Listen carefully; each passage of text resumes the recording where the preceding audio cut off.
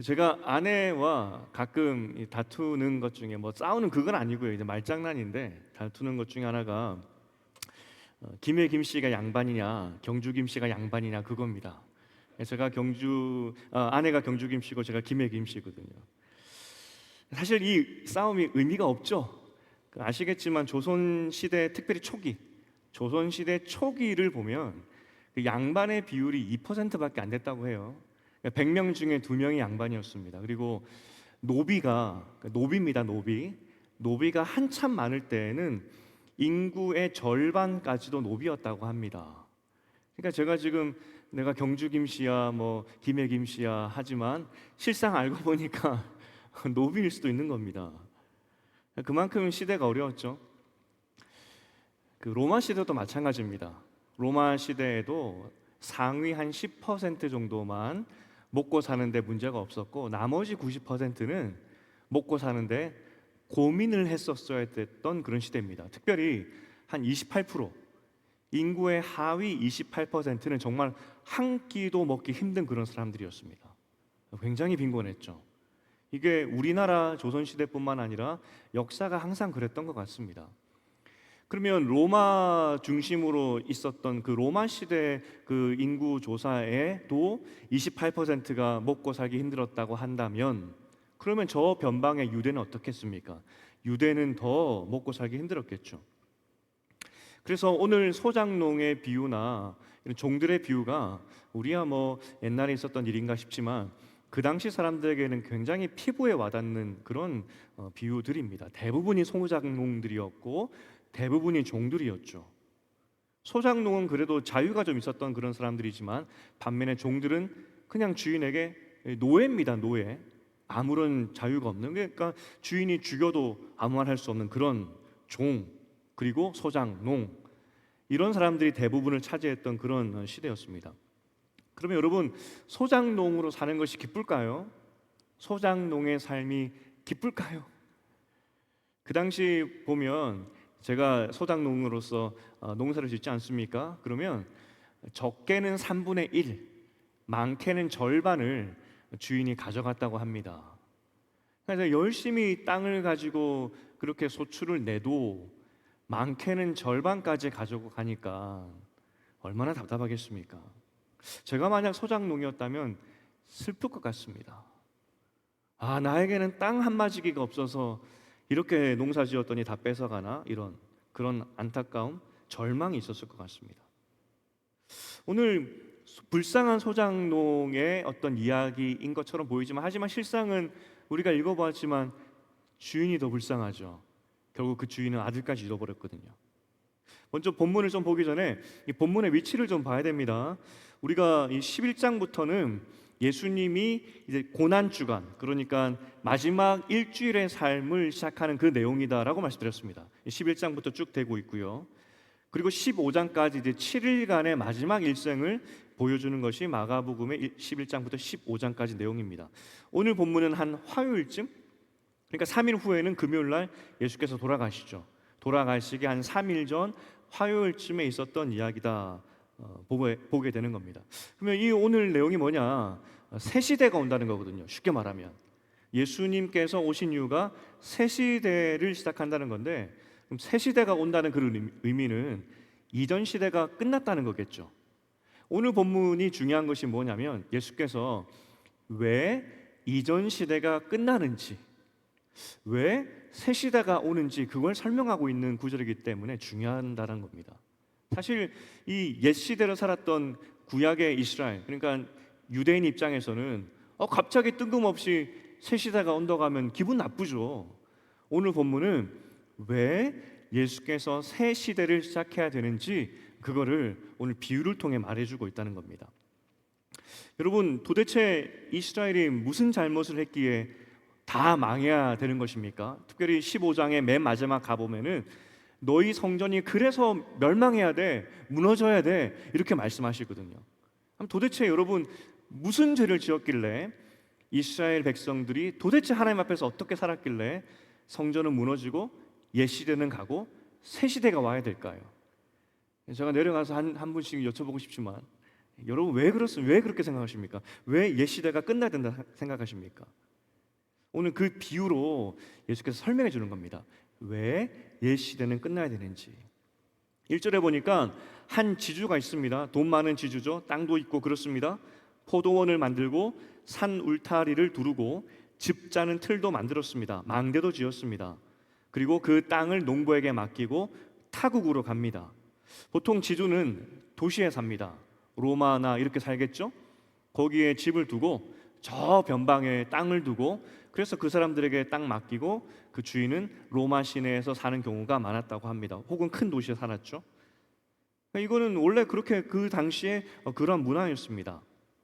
하지만 여기서 알 수 있듯이 대부분 지주는 로마인일 것이고 혹시 로마인이 아니더라도 로마 편에 선 사람이겠죠. 그러니까 일단은 소장농하고 그 로마인 주인하고 사이가 좋지 않을 것이다 라고 우리는 생각할 수 있습니다. 하지만 그래도 오늘 본문의 지주는 참 좋은 사람으로 보입니다. 왜냐하면 농사에 필요한 모든 것을 지어줬었습니다. 당신 땅 주고 네가 알아서 여기서 소출을 내 라고 하는 것이 일반적이었는데 이 주인은 참 착한 사람입니다.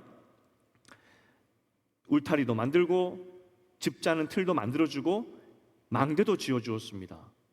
그러니까 요즘 시대로 이야기한다면은 풀 옵션이라 해야 되나요? 집을 줬는데 다 넣어준 겁니다. 산 울타리는 산 짐승에게 보호해 주는 것이고, 여러분 나는 자연인이다 보시죠. 거기 보니까 울타리를 치더라고요. 왜냐하면 멧돼지들이 내려온다고. 뭐 그런 거. 그 다음에 집 짜는 틀, 추수 때 필요한데 이걸 만들기 위해서는 좀 대규모 공사라고 해요. 집 짜는 틀을 만들기 위해서는 큰 돌도 필요하고 하니까. 망대도 마찬가지죠. 올라가서 쉬기도 하고 또 지켜보는 곳인데 이걸 지으려고 하면 쉽지 않은 토목 공사라고 합니다. 굳이 주인이 해주지 않아도 되지만 이 소작농들이 좀 더 농사에 집중할 수 있도록 다 만들어 주었습니다. 필요한 거 다 주었습니다. 그리고 너희는 농사만 지으면 돼. 여기까지 보면 주인 참 좋죠. 정말 좋습니다. 2절에 보니까 때가 이름에 소출을 얼마 얻으려고 한 종을 보냈다 이야기합니다. 노예겠죠? 보통 이 몇 년이 지나야 소출이 나오지 않습니까? 그러니까 이 주인도 기다려 준 겁니다. 첫 해부터 보내서 닥달하지 않고 몇 년을 기다려 줬습니다. 그리고 이때쯤이면 밭이 정상적으로 소출을 냈겠구나 해서 종을 보내서 일부분을 가지고 오려고 했던 겁니다. 그런데 종을 보냈는데 3절에 보니까 심히 때리고 거저 보냈다 이야기를 합니다. 만약 소출이 없었다면 설명하면 되겠죠. 주인님에게 좀 잘 이야기해 달라고. 종 일로 와보세요. 우리가 열심히 농사를 지었는데 이 소출이 안 났다고. 아직 생각보다 농사가 잘 안 됐다고. 그렇게 설명할 수 있겠죠. 지금 보니까 주인은 상당히 이 소작농 편에서 어떻게든 그들을 이해하는 그런 좋은 주인이었던 것 같으니까 설명하면 됐겠죠. 하지만 이 사람들은 분명히 소출이 났음에도 불구하고 잡아 때리고 그냥 보내게 됩니다. 아니 어떻게 그런 일이 있을 수 있지 하는 생각이 들죠.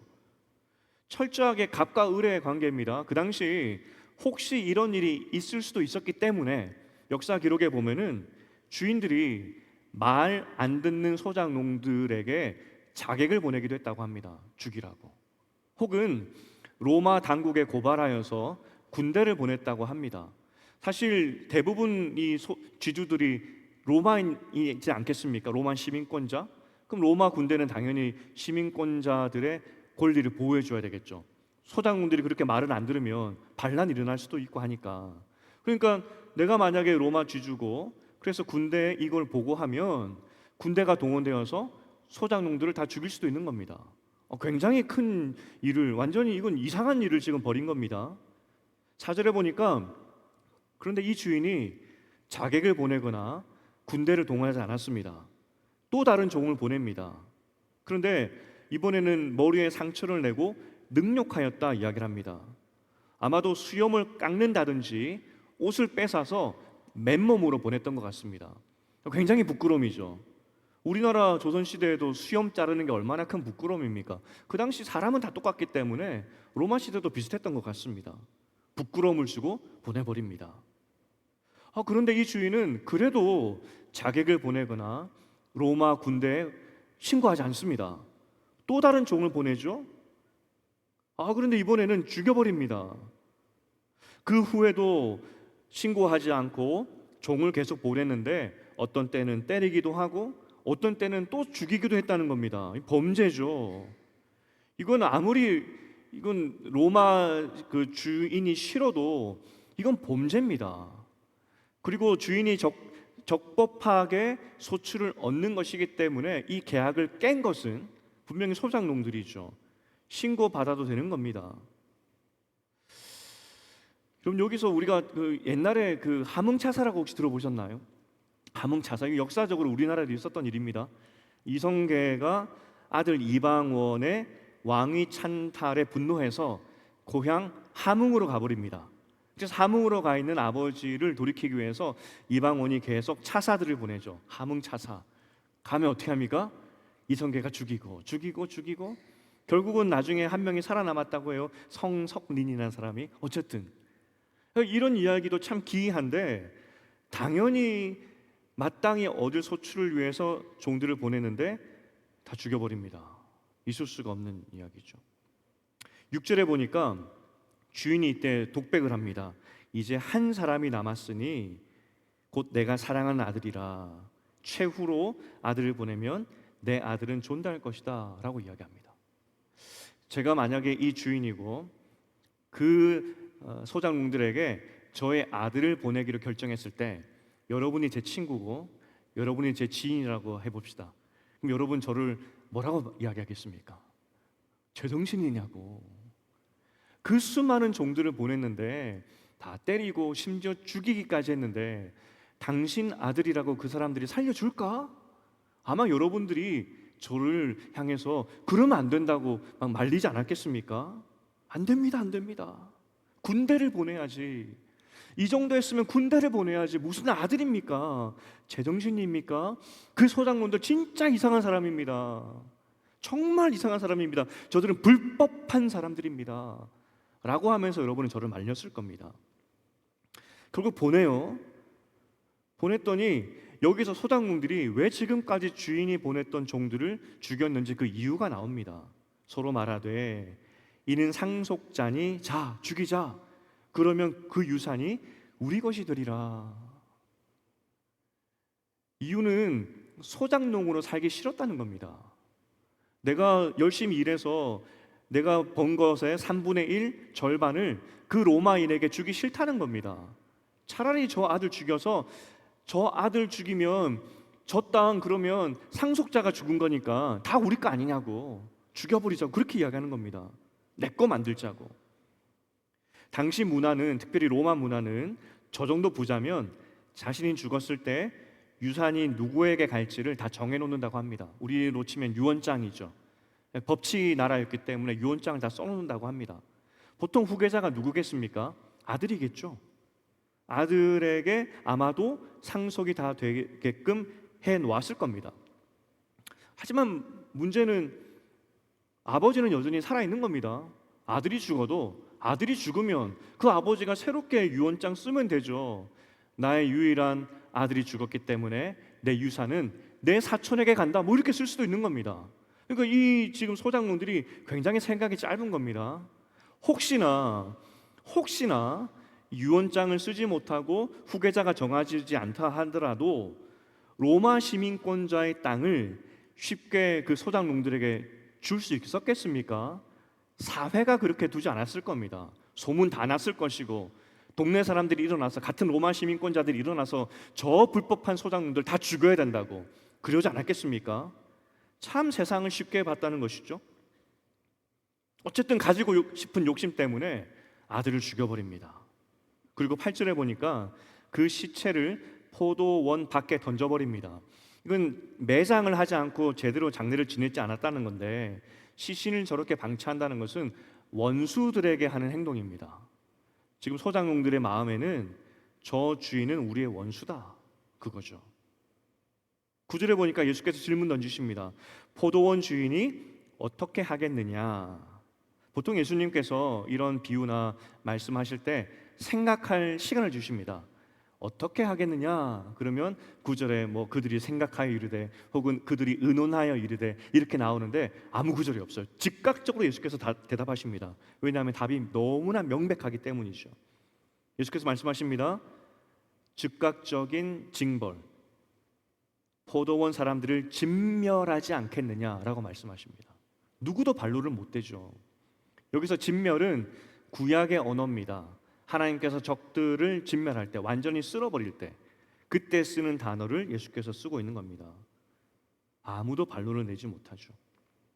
특별히 6절에서 주인의 독백이 있었는데 내가 사랑하는 아들이라 라고 했을 때 어떤 구절이 떠오르냐면 창세기 2장 22장 2절에서 내 사랑하는 아들 독자 이삭 할 때 그때 언어가 떠오릅니다.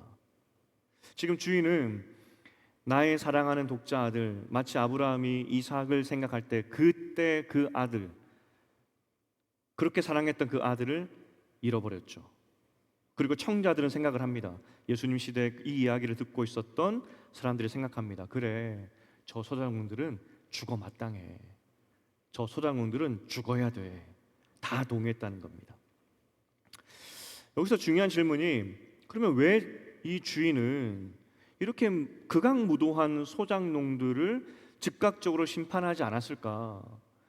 아들이 죽기까지 기다린 겁니다. 참 미련하죠. 즉각적으로 로마 군대를 보내도 아무도 이 지주를 손가락질할 사람이 없습니다. 오히려 소작농이 분명히 잘못했기 때문이죠. 우리가 유추할 수 있는 것은, 그리고 확실히 알 수 있는 것이 뭐냐면 정말 끝까지 이 주인은 소작농들에게 기회를 주고 싶었구나 하는 겁니다. 돌이키지 않을까? 마지막 독백에도 이런 이야기가 나오지 않습니까? 내 아들을 보내면 선대하리라. 내가 알고 있는 저 소작농들 그래도 나쁜 사람은 아닌데 내가 고르고 골라서 아마 그 땅을 아무나에게 주지 않았을 겁니다. 면접 받겠죠. 자, 내가 이 땅에 있는데 내가 망대도 지어주고 울타리도 지어주고 다 지어줄 거라고, 풀 옵션이라고. 누가 내 밭에 와서 농사 지을 거냐고. 아마 면접 다 봤을 겁니다. 함부로 하지 않았을 겁니다. 그때 내가 면접 봤을 때 참 좋은 사람이었는데, 참 열심히 한 사람이었고 그래서 내가 믿고 줬는데, 혹은 이런 마음도 있었겠죠. 그 당시 인구의 최하위 28%는 한 끼 먹어 하루 벌어 먹는 그런 사람들이었기 때문에 아마 주인은 불쌍히 여겼을 겁니다. 그때 내가 면접 봤을 때 그 소작농, 그 정말 가난한 사람들이었는데 지금 잠시 이 재물에 눈이 어두워서 내 종을 죽이기도 하고 때리기도 했는데 그래도 물질에 눈이 어두워서 잠깐 저런 사람들이지 착한 사람 아닐까? 마지막까지 끝까지 기회를 주고 싶었던 것이 이 주인의 마음이었다는 겁니다. 그래서 어떤 학자는 이렇게 이야기를 해요.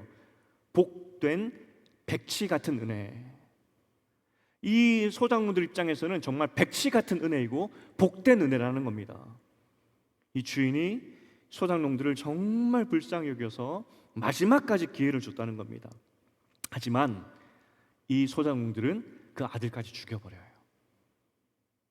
여기까지는 다 이해가 됩니다. 나쁜 사람들이네.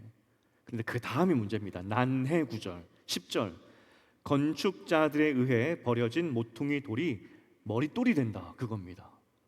건축자들이 집 짓다가 이 돌 필요 없네 버려버렸는데 그 돌이 중심이 되어서 그 돌로 하여금 큰 집을 짓는 주춧돌로 삼겠다, 그 구절이거든요.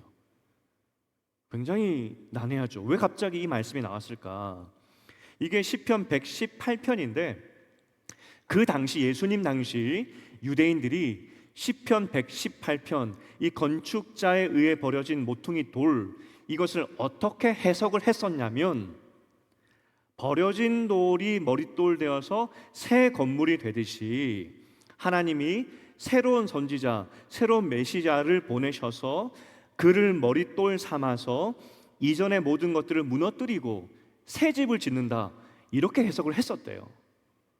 그러니까 예수님께서 지금 너희 시편 118편 알지? 너희도 그렇게 해석을 하지? 내가 이 예전 걸 다 무너뜨리고 너희가 버린 이 머릿돌로 새 집을 지을 거야. 그리고 그 새 머릿돌이 누굽니까? 모퉁이 돌이 누굽니까? 나야 나. 그리고 15장에 가서 뭘 말씀하시냐면 내가 너희 정말로 무너뜨려 버릴 거야. 새 시대가 왔어 라고 이야기하는 겁니다. 무슨 말이냐면 너희가 구약부터 하나님께서 너희를 끝없는 사랑으로 선지자를 보냈지만 결국 너희는 하나님의 선지자를 다 죽이지 않았느냐. 이제 그 옛 시대는 끝났다고. 시편 118편이 이제 시작되었다고. 새 집이 지어질 거라고. 이 말을 듣는 순간 유대인들은 눈이 번쩍 뜹니다. 9절까지는 그냥 하뭉차사 이야기처럼 나쁜 사람들이네 재미있게 이야기를 듣다가 바로 이 이야기는 너희들의 이야기야. 너희 시대는 끝났어 라고 말을 하니까 그래서 이 사람들이 눈이 번쩍 뜨이면서 예수 죽여야 되겠다. 저놈이 감히 이 재수없게 이 나라가 망했다고 이야기를 해? 이 이야기를 끝으로 너희가 이 모양으로 살았으니까 너희는 끝이다. 새 시대가 왔다. 이거 굉장히 공격적인 이야기거든요. 그러니까 이 비유를 들었을 때 이 사람들은 예수를 죽이려고 한 거죠. 새 시대가 왔다라고 선언해 버리니까 그랬다는 겁니다. 우리가 여기서 먼저 질문 던질게. 소작농들이 이렇게 악한 지경에 빠질 수밖에 없었던 이유가 무엇일까? 아니 어떻게 하다가 이렇게 악하게 됐지? 여러분 이렇게 범법한 소작농들이 이해가 되십니까? 그리고 이 범법한 소작농들이 결국은 구약의 이스라엘 백성이라고 하는데 도대체 이 사람들은 무슨 생각으로 살았길래 끝까지 하나님을 거역하고 결국은 너희 시대는 끝이야 라는 이런 종말의 선언을 들을 수밖에 없었을까 하는 질문이 들지 않습니까? 제가 예전에 이전 교회에서 사역을 할 때 한 목사님이 설교 중에 이 저금통을 몰래 뜯어서 1,000원씩 빼냈던 그런 비유를 하신 적이 있습니다. 집에 저금통이 있는데 엄마 몰래 1,000원을 빼고 안 들키고 그 다음 또 1,000원 빼고 또 안 들키고 그렇게 1,000원 빼다가 결국 나중에 엄마한테 들켜서 혼쭐을 나고 그랬던 비유를 한번 하시더라고요. 저도 여러분에게 한번 나눈 적이 있죠. 7살 때 어머니가 몰래 주무실 때 어머니 주머니에서 정확히 기억이 나요. 50원짜리 7살이면 좀 나쁘긴 하네요. 생각해보니까 그 50원짜리 들고 가서 가게에서 사 먹고 했던 두 번째 걸렸습니다. 그 기억이 그때 두 번째 50원짜리도 빼다가 걸려서 어머니 손에 이끌려서 그 가게 아주머니에게 확답받는 우리 아이가 50원 가지고 와서 여기서 과자 사 먹었죠 했을 때 저의 죄가 낱낱이 드러날 때 얼마나 수치스러웠던지. 하지만 그것이 저에게 기억이 되어서 두 번 다시 저희가 어머니 돈을 아버지 돈을 손댔던 기억은 없습니다. 뭐 다른 친구들은 참고서 이야기하면서 뭐 이렇게 사 먹기도 한다는데 저는 그런 적이 한 번도 없어요. 저에게는 굉장히 큰 기억이죠. 어떤 생각이 들었냐면 하나님께서 이스라엘을 혼쭐을 덜 내가지고 홍군형을 내야지 다시는 이렇게 하지 않도록 하나님께서 좀 덜 홍군형을 내셨나 하는 생각이 들었습니다. 그런데 예수님께서 뭘 말씀하시냐면 누가복음 25장부터 27절인데 어떻게 홍군형을 냈는지를 홍군형을 받은 그런 이스라엘 백성의 결과가 어땠는지를 말씀해 주시는 장면이 있는데 누가복음 4장을 한번 읽어보겠습니다. 시작. 또 이르시되 내가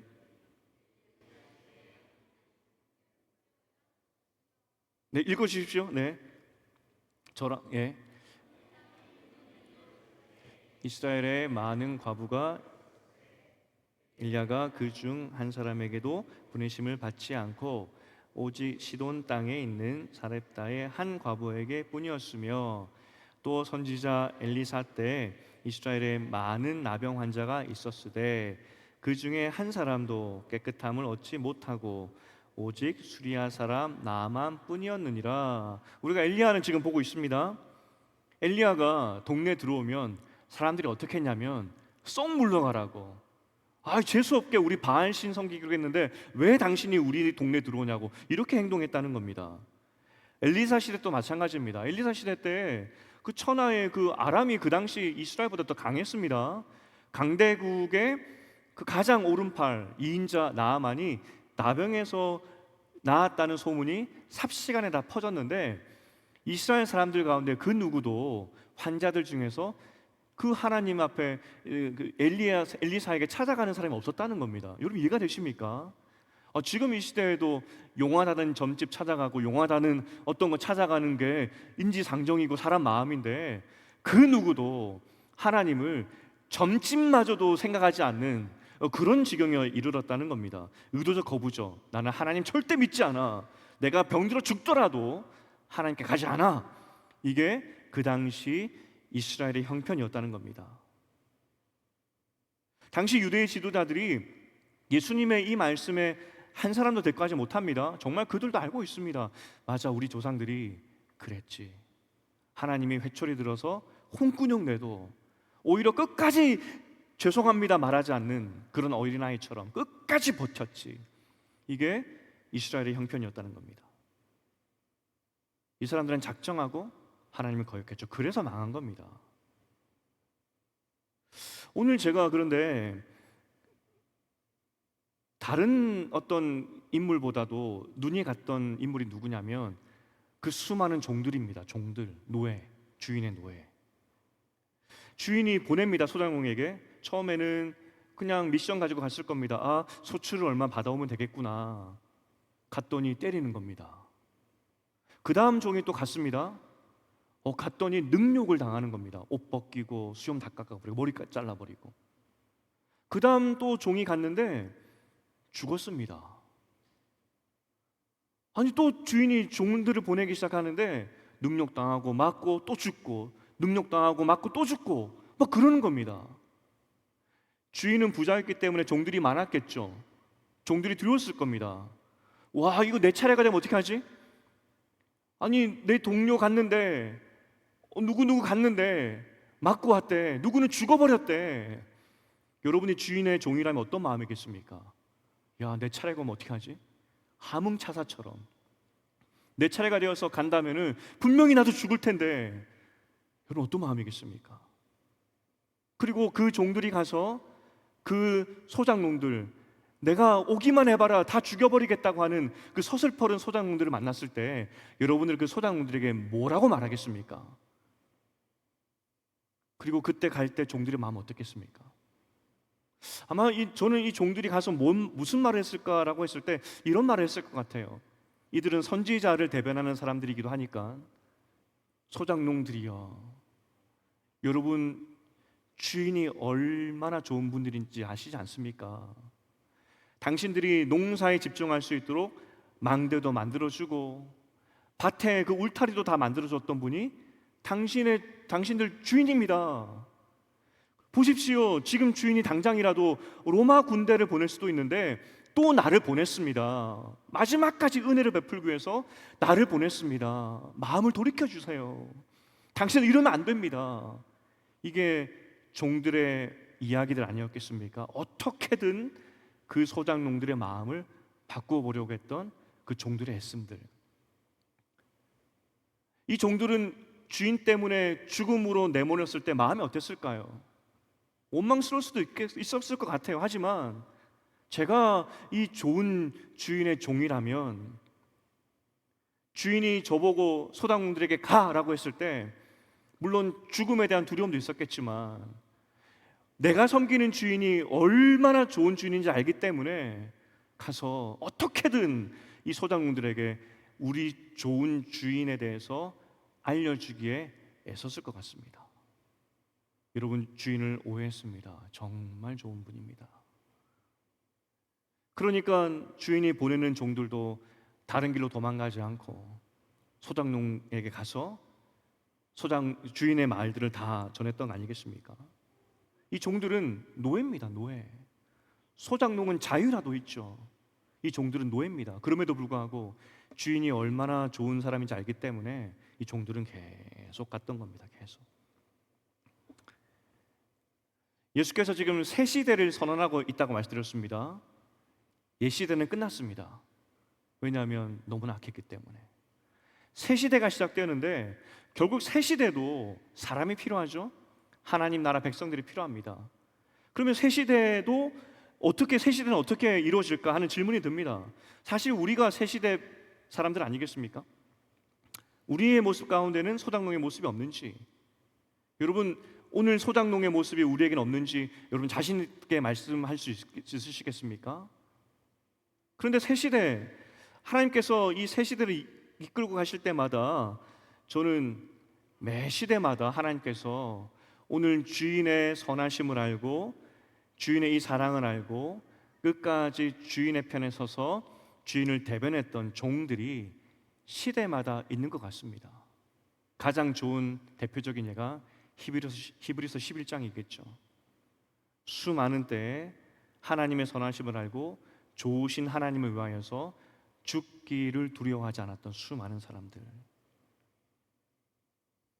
소장농 같은 사람도 있지만 주인을 알고 주인을 위해 살았던 종들 같은 사람도 있었고, 그리고 하나님께서 새 시대를 시작했을 때 이 종들 같은 하나님을 아는 이 사람들을 통하여서 하나님의 나라를 세워 가시고 계시다는 겁니다.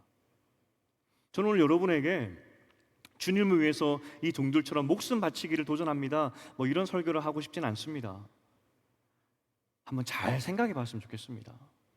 정말 우리 하나님이 좋은 하나님으로, 좋으신 아버지로 여러분 느끼고 또 믿고 있는지. 오늘 소장농들, 저 극악무도한 소장농들을 끝까지 참아주었던 이 좋은 주인처럼 내 하나님이 그러한 좋으신 분이라고 여러분은 정말 믿고 있는지, 그걸 한번 깊이 묵상해 보았으면 좋겠습니다. 동의하시면 한번 아멘 했으면 좋겠는데, 우리 주님이 정말 좋으신 하나님이시라고 여러분 믿으십니까? 이게 중요하다는 겁니다. 이게 출발점입니다. 이게 새 시대를 살아가는 우리에게 가장 필요하다는 겁니다. 그러면 이 좋으신 하나님이 어떻게 반응하시느냐? 비록 우리가 때로는 넘어지고 믿음이 약해서 소출을 내야 되는데 소출 이 주먹만큼, 이 쥐꼬리만큼 낼 수도 있습니다. 하지만 그 좋으신 하나님은 그러한 우리의 열심과 애씀, 그 쥐꼬리만한 이것밖에 없다 할지라도 잘했다 칭찬해 주신 하나님이시지 우리를 내치는 분이 아니라는 겁니다. 지극히 작은 자에게 물 한 그릇 준 것도 기억하시는 좋으신 하나님이시라는 거죠. 그리고 여러분을 통하여서 하나님은 새 시대를 지금 만들고 가신다는 겁니다. 이제 적용을 하겠습니다. 착한 종도 있고 악한 종도 있다라고 말씀드렸습니다. 악한 소장농들은 아마 이랬을 것 같아요. 저 주인 보내는 저 특별히 아들이 왔을 때 같이 죽이자고, 그죠? 의논했습니다. 한 사람도 이 대열에서 이탈하지 않도록 단일 대우를 만들었죠. 저 주인의 아들만 죽이면 다 우리 거라고 서로 격려하고 서로 으쌰으쌰 했을 겁니다. 마찬가지로 착한 종들도 그랬을 것 같아요. 제 순서가 되었습니다. 저 소장농들에게 가야 되는데 제가 매를 맞거나 혹시 죽을 수도 있습니다. 그러면 저를 떠나버리는 종들이 뭐라고 했겠습니까? 너의 길을 축복한다고, 내가 기도하겠다고, 우리 좋은 주인을 네가 가서 잘 전하고 오라고. 똑같은 주인을 섬기고 있는 사람들인데 한쪽은 주인을 향해서 손가락질하는데 한 마음이 되었고, 한쪽은 주인을 섬기는데 한 마음이 되었다는 겁니다. 우리가 하나님을 섬기는데 어떠한 마음으로 어떠한 영향력을 주고 있는지 고민할 필요가 있는 것 같습니다. 먼저 가정에서 하나님을 잘 보도록, 하나님이 잘 보이도록 그렇게 가정에서 여러분의 그 역할을 하고 있는지, 아니면 혹시 나의 약함과 모남 때문에 악한 소장농이 되어서 하나님을 보지 못하게 만들고 있지는 않는지 우리는 우리 모습을 봐야 된다는 겁니다. 여러분은 착한 종들입니다. 주님께서 새 시대 살라고 부르신 겁니다. 새 시대 살라고 부름받은 우리는 좋으신 주님을, 좋으신 주인을 설명하고 좋은 주님을 믿을 수 있도록, 볼 수 있도록 도와주어야 합니다. 그리고 우리가 교회로 모였죠. 교회가 하는 일이 무엇입니까?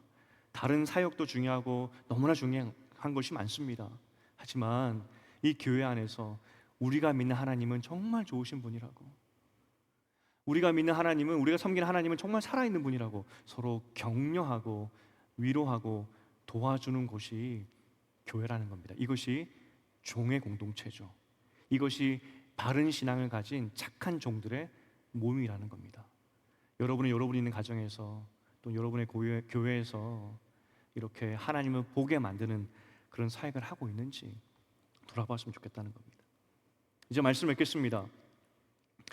누가 종으로 살고 싶겠습니까? 누가 소작농으로 살고 싶겠습니까? 오늘 본문에도 나 자유롭게 살고 싶어 하는 것이 이 소작농들의 출발점이었습니다. 하지만 자유민으로 사는 것보다 더 안전하고 더 확실한 것이 하나님 아버지가 우리 주인이 된다는 것이, 그것이 가장 안전하고 가장 확실한 우리 삶의 안전함이라는 겁니다. 천지를 주신 하나님께서 우리의 주인 되신데 뭐가 두렵겠습니까? 그 천지를 주신 하나님께서 우리를 자녀 삼아 주셨는데 우리가 무엇 때문에 염려할 수 있겠습니까? 하나님께서 우리를 착취하듯이 부르신 것이 아닙니다. 작은 애씀에도 그래서 기뻐하시겠다고, 우리의 작은 노력에도 하나님께서는 즐거워하시겠다고, 그래서 우리를 부르신 겁니다. 우리가 할 일은 어찌하든지 그 하나님을 바라보는 것, 우리가 할 일은 어디에 있든지 좋으신 하나님을 드러내 보이는 것이 우리의 사명이라는 겁니다. 그래서 오늘 이 밤에 이것을 기억했으면 좋겠습니다. 함께 묵상했으면 좋겠습니다. 내가 믿는 하나님은 참 좋은 분이다. 내가 믿는 하나님은 정말 좋은 아버지다. 이 마음의 확신함 가지고 돌아가는 이 밤 되었기를 주님의 이름으로 축복드립니다.